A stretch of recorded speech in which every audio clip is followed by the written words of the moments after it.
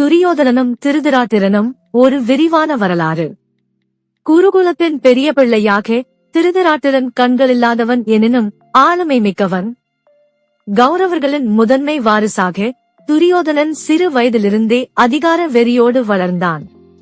திருதராட்டிரன் பாண்டவர்களை நேசித்தாலும் துரியோதனன் அவர்களை பழிக்க பழித்தான். துரியோதனன் சகுனியின் மாயைகளால் திருதராட்டிரனை மனக்கிளர்ச்சிக்குள்ளாக்கினான். பாண்டவர்களை அழிக்க துரியோதனன் லட்சகிரகத்தை சூழ்ச்சி செய்து கட்டினான். திருதராட்டிரன் மனதில் ஒரு பக்கம் நியாயம், மறுபக்கம் தந்தையாக பிளந்திருந்தான். துரியோதனன் தனது பெருமை மட்டுமே நினைத்து தர்மத்தையே சோதனைக்குட்படுத்தினான். திருதராட்டிரன் தனது பிள்ளையை வெற்றி பெறச் செய்ய தர்மத்தையே துறந்தான். பாண்டவர்கள் வனவாசத்துக்கு செல்லும் போது திருதராட்டிரன் வருந்தினாலும் துரியோதனன் மகிழ்ந்தான். கடந்த நாட்கள் திரும்பினாலும் திருதராட்டிரனின் தவறுகள் திருத்த முடியாதவை.